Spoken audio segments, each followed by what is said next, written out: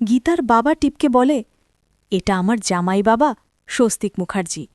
হ্যাঁ বন্ধুরা, গীতা এলএলবি আজকের পর্বে ধারাবাহিকের শুরুতেই আমরা দেখতে পাই টিপ স্বস্তিককে জড়িয়ে ধরে বলছে, আমি তোমাকে অনেক ভালোবাসি, আমি তোমাকে ছাড়া থাকতে পারবো না, আমি সারা জীবন শুধু তোমার সাথেই থাকতে চাই। স্বস্তিক উত্তর দেয়, আমি জানি টিপ, তুমি ছাড়া আমার আর কেউ নেই। এমন সময় গীতা বলে ওঠে, স্বস্তিকবাবু কি বলছেন? তখন স্বস্তিক রেগে গীতাকে ধমক দিয়ে বলে, আমাকে এই নামে ডাকবেন না, আই হেট ইউ। টিপ তখন বলে, গীতা আমাদের কোনোভাবেই আলাদা করতে পারবে না। এরপর টিপ গীতাকে উদ্দেশ্য করে বলে, নিজের কানে শুনলে তো, আজকে আবারও প্রমাণ হয়ে গেল সঞ্জয় আমারই হাজব্যান্ড। এই কথা বলে টিপ স্বস্তিককে নিয়ে চলে যায়।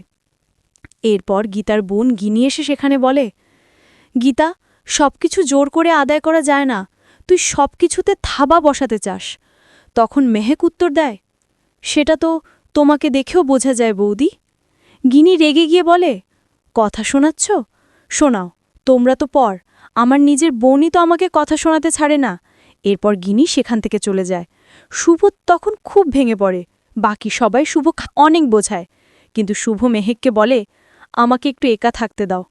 তখন মেহেক সবাইকে নিয়ে ঘর থেকে বেরিয়ে যায়। অন্যদিকে গীতা স্বস্তিকের আচরণের জন্য ভীষণভাবে কাঁদতে থাকে। পরের দৃশ্যে দেখা যায় পঙ্কজ একজন গুন্ডাকে থানায় তুলে এনে মারতে থাকে এবং জিজ্ঞেস করতে থাকে, ওই দিন তুই গীতাকে বস্তিতে মারতে চেয়েছিস কেন? গীতা মা হতে চলেছে, কে তোদের পাঠিয়েছিল গীতাকে মারতে? সত্যিটা বল। লোকটা কিছুতেই কিছু বলতে চায় না। তখন পঙ্কজ তাকে মেরে ফেলার ভয় দেখায়। অবশেষে লোকটা সব স্বীকার করতে বাধ্য হয়। সে বলে, সেদিন কেউ একজন ফোন করে বলল গীতা বস্তিতে যাবে, তখনই তাকে মেরে ফেলতে। পঙ্কজ জিজ্ঞেস করে, সে কেউ একজনটা কে? লোকটা বলে, রিপান ব্যানার্জি ফোন করেছিল। এরপর সে লোকটা সেদিনের সব ঘটনায় স্বীকার করে। পঙ্কজ কনস্টেবলকে ডেকে লোকটাকে জেলে ঢুকিয়ে রাখতে বলে। এরপরের দৃশ্যে দেখা যায় গীতার বাবা স্বস্তিকদের বাড়িতে আসেন। স্বস্তিকের বাবা তাকে দেখে বলেন, আপনি এতদিন আসেননি কেন? আমাদের বাড়ি থেকে তো আপনাদের বাড়ি খুব বেশি দূরে নয়। গীতার বাবা উত্তর দেয়, আসলে আমি বাড়িতে আসার সাহস জোগাতে পারিনি। আমি আমার মেয়ে গীতার সঙ্গে অনেক বড় অন্যায় করেছি। আমার বড় মেয়ের কথা শুনে আমি ওকে ভুল বুঝেছিলাম। আচ্ছা, আমি কি একবার গীতার সঙ্গে দেখা করতে পারি? অনেক দিন মেয়েটার মুখ দেখি না।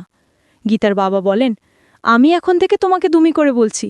তুমি তোমার মেয়ের সঙ্গে দেখা করবে আর এটার জন্য আমার কাছে অনুমতি চাইছ? মনে রেখো, আমি গীতার শ্বশুরমশাই হলেও তুমি ওর জন্মদাতা বাবা। গীতার বাবা অনুতপ্তভাবে বলেন, আমি ওর নামমাত্রই বাবা, বাবা হয়ে ওর পাশে দাঁড়াতে পারিনি, উল্টো ভুল বুঝেছি।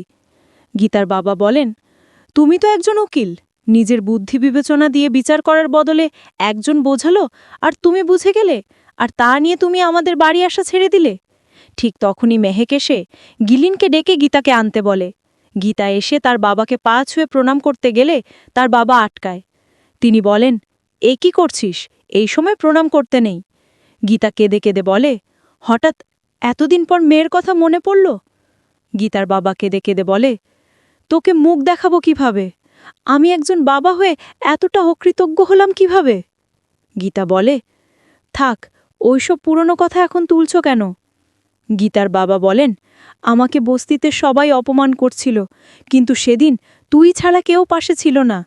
গীতা বলে, তুমি এভাবে কেন বলছো? আমি তো তোমার মেয়ে, আমার কর্তব্য তোমাকে বাঁচানো। গীতার বাবা বলেন, তুই তোর কর্তব্য করে গেছিস, কিন্তু আমি কি করলাম তোর জন্য? আমি তো আমার কর্তব্য পালন করতে পারিনি। এই সময় স্বস্তিকের বাবা চা নাস্তার ব্যবস্থা করতে বলেন, কিন্তু গীতার বাবা তাকে এসব না করতে বলেন। এরপর তিনি গীতাকে জিজ্ঞেস করেন, স্বস্তিকের কিছু মনে পড়েছে? গীতা উত্তর দেয়, খুব শীঘ্রই মনে পড়ে যাবে, তুমি কোনো চিন্তা করো না, সব ঠিক হয়ে যাবে। ঠিক তখনই গিনি এসে বলে, কিছু ঠিক হওয়ার নেই, গীতা যা করেছে সব ভুল করেছে। স্বস্তিকের বাবা বলেন, গিনি, তুমি কিন্তু এই কাজটা ঠিক করছো না, তুমি ওই টিপকে সঙ্গী দিচ্ছ কেন? গীতা বলে, এতদিন পর বাবা এখানে এসেছে, তুই একটু চুপ থাক।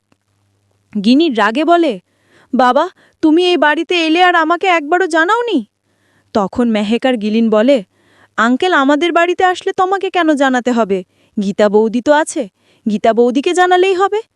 স্বস্তিকের বাবা বলেন, এই বাড়ির কর্তা এখনও আমি, তাই এই বাড়িতে কাউকে ঢুকতে গেলে অন্য কারোর অনুমতির দরকার নেই। গিনি তার বাবাকে উদ্দেশ্য করে বলে, বাবা, তুমি তো পণ করেছিলে তুমি তোমার ছোট মেয়ের মুখ কখনো দেখবে না, তা আজকে হঠাৎ কেন ওকে দেখতে এলে? গিনির বাবা তখন কেঁদে কেঁদে বলেন, আমি জীবনে অনেকবার ব্যর্থ হয়েছি, কিন্তু তাতে আমার কোনো আফসোস নেই, শুধু আমার একটাই আফসোস, তুই আমার মেয়ে। গিনি তখন গীতাকে উদ্দেশ্য করে বলে, সারা জীবন এই লোকটা আমার থেকে তোকে বেশি ভালোবেসেছে, সারা জীবন এই লোকটা তোকে শুধু বলেছে নাকি তুই বস্তির গর্ব? গীতার বাবা উত্তর দেয়, গীতা আজও সবার গর্ব। তুই আমার কানে বিষ ঢেলেছিলি আর আমি সেগুলো সব বিশ্বাস করেছিলাম। স্বস্তিকের বাবা বলেন, তুমি একা শুধু সেরা মেয়া পাওনি, আমিও সেরা বৌমা পেয়েছি। এসব শুনে গিনি ভেতরে ভেতরে জ্বলে ওঠে। তখন মেহেক বলে, গিনি বৌদি, তুমি কোনোদিন কাউকে ভালোবাসতে পারোনি, তাই হয়তো এরকম কথা বলছো।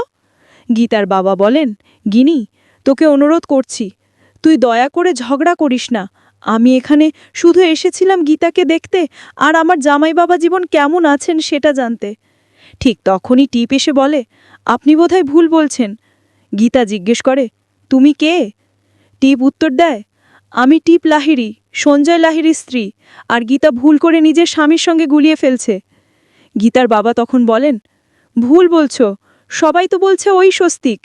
এই ছিল গীতা এলএলবি ধারাবাহিকের আজকের আপডেট। ভিডিওটি ভালো লাগলে চ্যানেলটিকে সাবস্ক্রাইব করে পাশে থাকা বেল আইকনটি অন করে দিন এবং আপনাদের মূল্যবান কমেন্ট করতে ভুলবেন না।